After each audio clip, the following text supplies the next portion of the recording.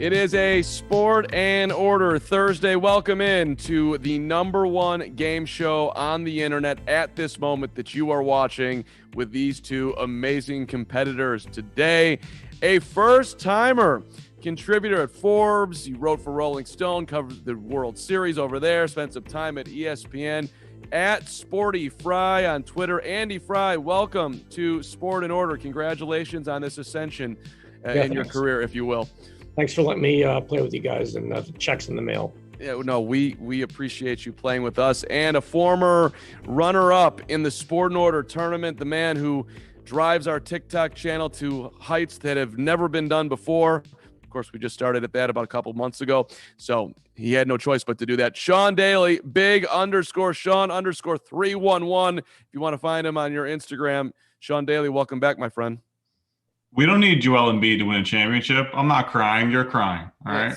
Yes, that is. We have a Sixer fan here, and it's going to be rough when you go out to the Atlanta Hawks, who knocked out the Chicago Bulls. I mean, New York Knicks. Derrick Rose, great job this year. You too, Taj Gibson. You too, Tom Thibodeau. We'll miss you in the NBA playoffs, which we have a bunch of NBA questions for you. There are 7 questions on the board, 30 seconds to answer each question, and I will award a winner after each question. First 1 to 4 takes home Sport and Order as always.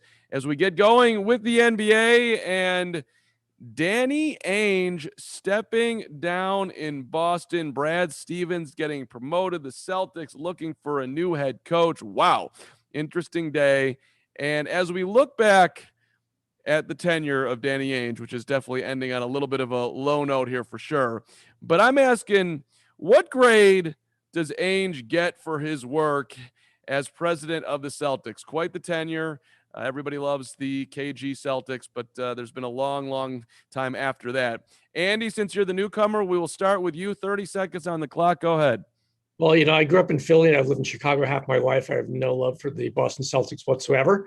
But, they've only missed the playoffs once since 2007, I believe. So I think you got to give Danny Ainge at least a B plus, A minus. I'm going to go and say an A minus because there is room for improvement. And I think he's done a lot of great things. And, honestly, I think they've got a good core. Jason Tatum's a kind of guy that you want to have on your team. And when you think about the legacy, you would think that the Celtics would be stacked with guys throwing elbows and talking trash like Danny Ainge or any of the number of past players from the 1980s when I grew up, but they're not. So I have to say, yeah, good grade, A minus. A minus for Ainge and the Jason Tatum, Markelle Fultz. That was probably his A plus moment, but didn't exactly hasn't capitalized on it yet as far as winning championships. What's up, Sean Daley? What do you think? What grade you got for Danny? Say what you want about this year, but I think he gets an A plus purely due to his reputation as Trader Danny and his playoff success. I mean, the guy had no heart when it came to moving people. He swung deals to get Garnett and Ray Allen to win a title. He got Isaiah Thomas off the scrap heap at an MVP level and then flipped him the next year for Kyrie Irving. He fleeced Brooklyn, and this is key to me. He literally moved the guys he won the championship with to get those draft picks that eventually turned into Jason Tatum and Jaylen Brown. So he didn't hold on too long to his old core, which is key for me. An A plus. Wow. I mean, the Celtics have been in the face of we were going to be the great Boston Celtics dynasty that never happened. I don't know how you can really go A plus. And I'm stunned that a Sixer fan is that non-biased and can just sit there and rash. I think maybe that's why he got the A plus, because they didn't dominate Philly to the level. I got to lean with Andy Frye here on at least a minus. I was expecting a B at best. You guys are all in on Danny. I do not share I think Boston actually. It was time, let's put it that way, for Danny to step aside. Brad Stevens is an interesting hire. I'm not sure that that makes a whole ton of sense, but we'll see how it plays out. Let's stay with the NBA for now, and we'll look at the Eastern Conference. The Milwaukee Bucks and the Brooklyn Nets. This is a great Eastern Conference semifinal matchup, and with Joel Embiid's situation, it's likely that these two, one of them, whoever wins, is going to represent the East in the NBA Finals. Very basic question here. Who's got the edge? Sean, you're up. I mean, don't overthink this one. It's Brooklyn. The word here is talent. Talent. There's never going to be a game in which one of their 3 stars isn't on at least. So they always have an offensive creator in the clutch. And that's not to say that Joe Harris and Blake Griffin and Bruce Brown haven't filled their roles perfectly and are very important to this team's success. And they've been healthy so far in the playoffs, which is really, really wild considering how they ended the regular season. This team has the edge in every series they play from here on out. There's a ton of talent there, but we'll see if they can guard. Andy, which way you going on this? I'd say Brooklyn too, because they got more tools and it's really theirs to lose, unless it's somehow the Giannis show and, Brooklyn gets two in their heads. James Harden, checks out for a game or two or gets a couple technicals. I don't really know how that they blow this one, but I mean, conceivably they could. We've seen, going back a couple of years, we saw the Miami Heat not win the championship when they lost it to Dallas. That could happen here, but I think that's probably unlikely. Even though I live in Chicago, I'm no huge Chicago Bulls fan in terms of the way that they've governed their organization. We see meltdowns all the time in the Midwest, but, not really from a franchise like Milwaukee. They seem to be pretty much transparent as what they are.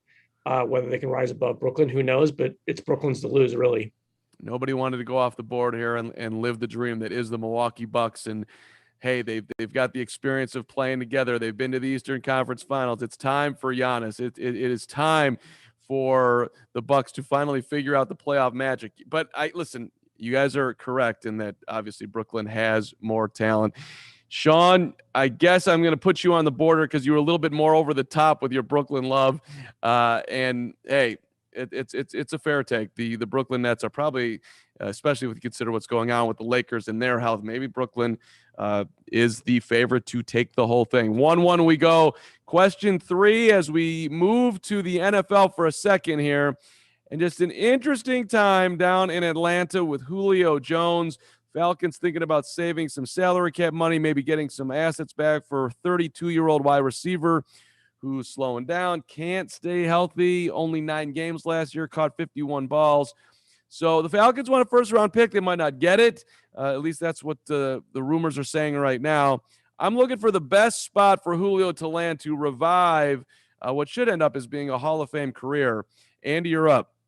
Well, where else? Tampa Bay. I mean, pretty much we think about where, not just because Tom Brady goes, it is there, but anywhere Tom Brady goes, you want to take the toys in your attic that you couldn't really sell. You would have to donate them. You think about LeGarrette Blount and even maybe the tail end of Randy Moss's career when he was with the Patriots. And then also Gronk, who, I'll check later to see if he's injured again. It might be tomorrow or the next day, but it seems like there's some magic wherever Tom Brady ends up. And maybe in 25 years, he'll be, who knows, with the Seattle Seahawks or somebody. That's a system that you can take players that really don't really have much left going for them, especially a 32-year-old receiver, and plug them in, and, magic happens. So I think I don't know their situation in terms of what they can trade or what the salary cap is in Tampa Bay, but of course that's the best place for Julio Jones.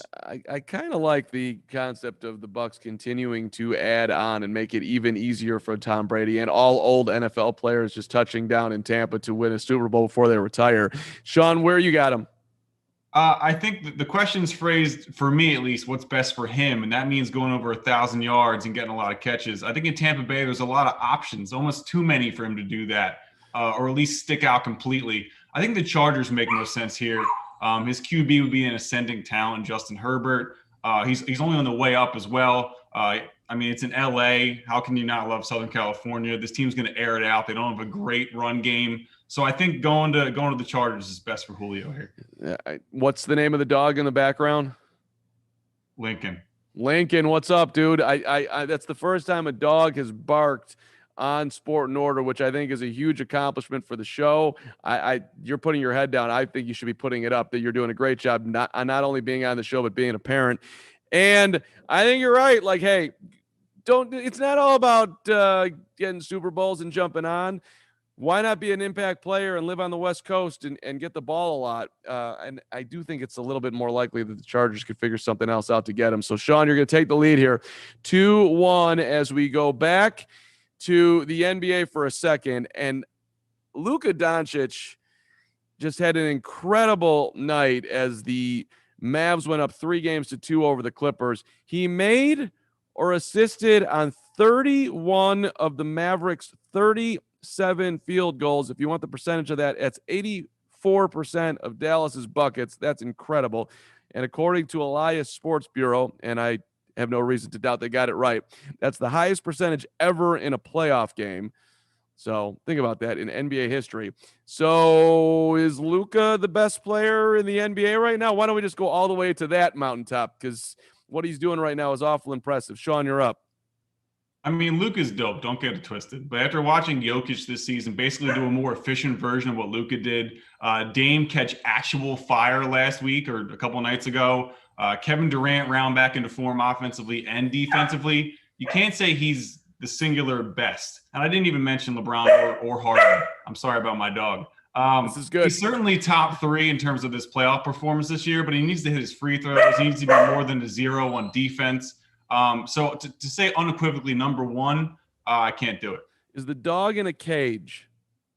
Yeah, he's tripping right now. Maybe he wants to be on your lap. I think you should bring him on to Sport and Order if Andy's okay with it. No, we don't want to do that. That'd be a bad lesson. Good parenting. Andy, is Luka the best guy in the NBA right now? Well, since Steph Curry is retired for the rest of the year, yeah, he is. I mean, I'm 49 years old. I get kind of giddy when I'm thinking about that there is a franchise in the NBA that has built their game around a center. Because I mean, that's not something that we've seen a whole lot in the last 10 years. And maybe it just sort of ended up that way. But yeah, I mean, I would say between him and Giannis, the big man in the center seems to be what's changing the game right now. And who knows what's going to happen in a couple of weeks when we see who the finalists are. But yeah, all around, you got a big guy who can move, who can score pretty much from anywhere and fill the gaps and deficiencies for his team in the same way that Steph Curry did, the last 3.5 weeks for his entire franchise. So yeah, I would say right now, Luke is the best. Wow, a lot of love for Steph Curry and the incredible talent that he is, which seems kind of crazy because nobody would say that Steph is the best player in the league right now, except for maybe Andy Frye right now. Well, yeah, I said Steph Curry, and the dog all of a sudden got quiet. So what do you think? I know. And I think at least the way I'm hearing it is we're talking about unique talents more so than anything else. And nobody's naming LeBron right now, which is interesting because clearly LeBron is still the best player in basketball, but nobody went there, which I kind of appreciate.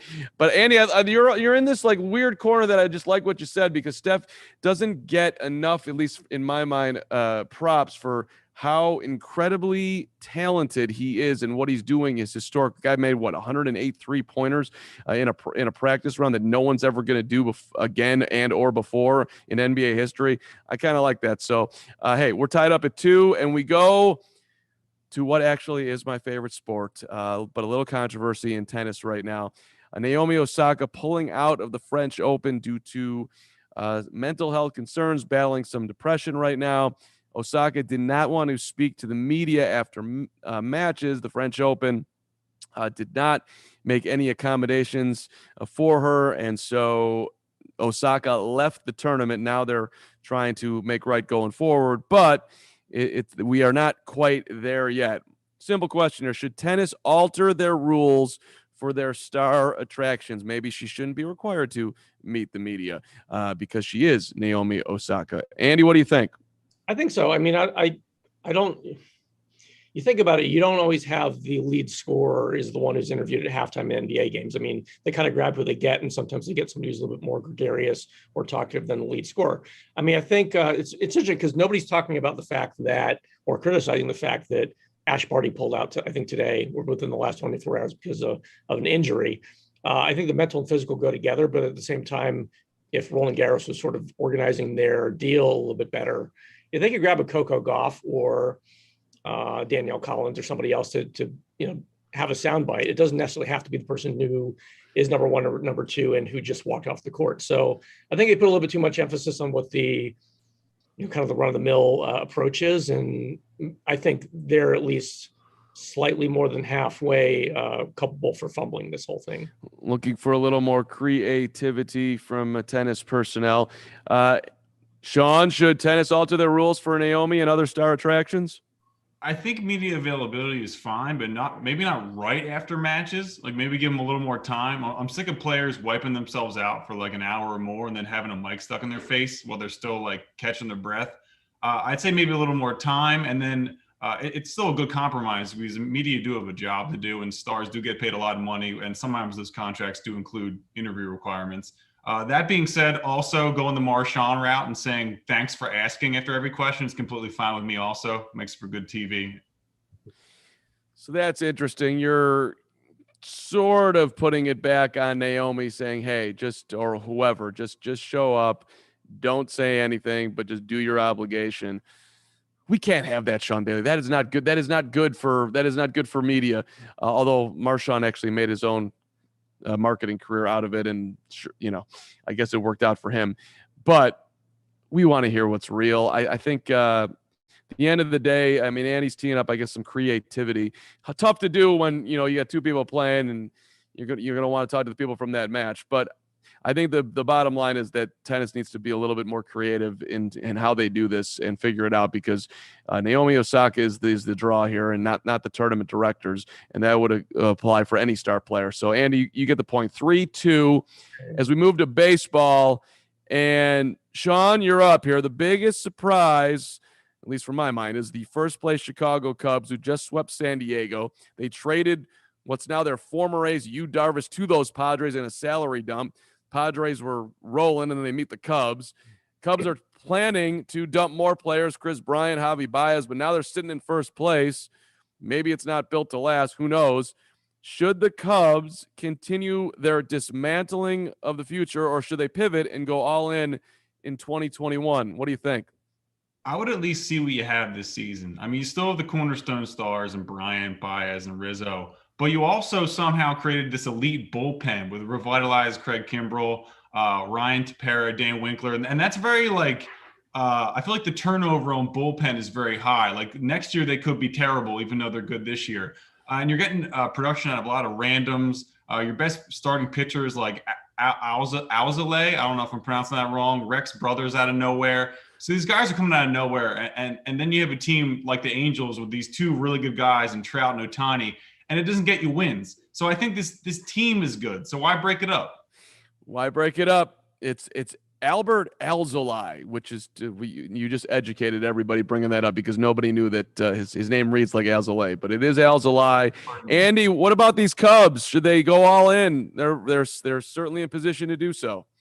Well, I think so, but we're talking in June here, so who knows what the scenario is going to be come September. If they go for 8 for 20 of their last 20 games, I think the picture is going to look a lot different. And I think the litmus test is going to be whether or not they trade not Bryant first, but Kimbrell, because if they're not looking like they're going to contend in the postseason, what do you need a top closer? A closer that is at least in this top 4 now. However, if they are the same place towards the end of the season that they are now, they'd be stupid not to just ride out Bryant's contract. You got guys like David Bodie, bouncing back from the IL, who could do anything at any time, hit a grand slam just when you need it. Plus, they say that Wrigley's going to be full no matter what, but it's a lot more exciting when it's full every night because the Cubs are winning and people are spending more money, and there's, getting kicked out at 3 a.m. from Wrigleyville. I think if they're looking the same way, they're not going to trade and they're not going to collapse the thing, but who knows? It depends on which way the wind's blowing come September. Andy just teed up the Cubs philosophy for years upon years. Just open up Wrigley Field. Everyone's going to come in, and hey, we'll have a good time, and hopefully we'll win some ball games too, but it really won't matter because Harry Carey's singing or Sammy Sosa's hitting home runs. I'm leaning towards Sean on this one just because, hey, play it out. Let's see what happens here. There's no real rush. The Craig Kimbrell thing is interesting on your side, Andy, too, because if somebody made a bold offer for him right now, he's pitching out of his mind, would the Cubs consider it? But I think the ultimate answer right now is you do let it play out, and that's where Sean was leading us. So I'll take that to tie it up here at 3 apiece as we go to our final question, I should say, and we're going to Coach K, who's calling it a career. He had a press conference. They played music. Apparently, John Schneider is going to take over the Blue Devils basketball reins here. 5 national championships, 41 seasons as head coach, and certainly one of the faces, if not the face, of college basketball. Thought the guy even looked like a Blue Devil. I'm asking, what exactly is Coach K's legacy? It's a little complicated when you look at the whole thing. He's obviously won a ton, but there's more to it. Andy, what do you think? I think it's building the organization. If you look at other college programs where someone has stepped into big shoes, let's say it's worked out at North Carolina with Roy Williams, picking up a national championship since Dean Smith. And then you look at Notre Dame football post Lou Holtz. It's not been the same. And I know that one of the problems with, they've had some good years here and there, but they've not kept on the infrastructure. It's not the situation where at Notre Dame, where if you were a football player at a Catholic school anywhere in the United States, you want to play for Notre Dame, there's no question. Like they're having to work hard to get the recruits. So look at where Duke is. I think that they year after year get incredible talent because of Coach K and because of what he's built as an infrastructure all over the U.S., relationships with high schools and with scouts and so on. That's going to be the key. I think that his legacy is putting that in place and how long it will stay together with the new guy. And if it's as rock hard as it seems, then it'll play out for a couple of years and they're going to be contenders and in the postseason and maybe in the Final Four year after year after year. The legacy is a basketball factory that just keeps churning out winning teams year after year, and maybe John Shire can step in and just keep it rolling. Sean, what do you have for Coach K's legacy? To me personally, it's about reviving USA basketball and also adapting to the changing college landscape in terms of recruiting. First, he took the US B-ball program that was kind of sinking in 2004. They won a bronze medal, which is unheard of for US, and then took them back to the top, got a gold medal. And then he changed from a lot of four-year stays and grooming players till senior year back in the day to leaning into the one-and-done era. He won another chip that way with Jahlil Okafor. And he's produced a handful of NBA players every year. So I'd say he's the greatest coach of at least my lifetime because of those two things. Wow. So Daley going with his legacy, I guess, is that he was able to adapt on the fly and figure out the best way to attack college basketball in the recent time. Whereas Andy's saying that his legacy is that the dude just built a straight powerhouse and set up a program to just cook over and over and over again. And then bringing in USA basketball. Did he coach on the team? I need clarification on this, Sean Daley. Did he coach on the team that won a bronze, or did he come after the bronze? Popovich was an assistant, but Coach K was not even an assistant. It was Larry Brown was head coach. Okay. So that's interesting. You're bringing it back to USA basketball, which is a very interesting turn right there.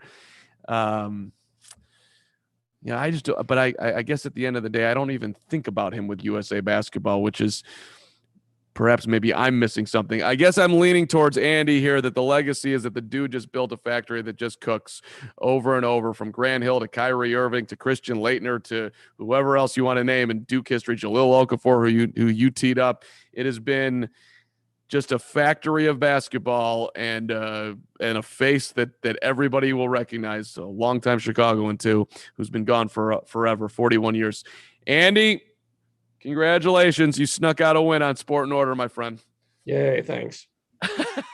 Woohoo! That might be the best reaction, underreaction in Victory Circle history. Like that, it was basically like, I get it. Your life has not changed, and you're just, this is normal for you. You take home titles. Yeah, maybe so. Well, if the Cubs can take home a title, then I'll let Sean win. Every other time we do this. Oh wow, big Cub fan. I know. Sean, good stuff as always. Congrats on getting the dog. You should have actually won just for the way however you got the animal to calm down in the middle of Sport and Order. That's never been done before. Andy, thanks for being with us.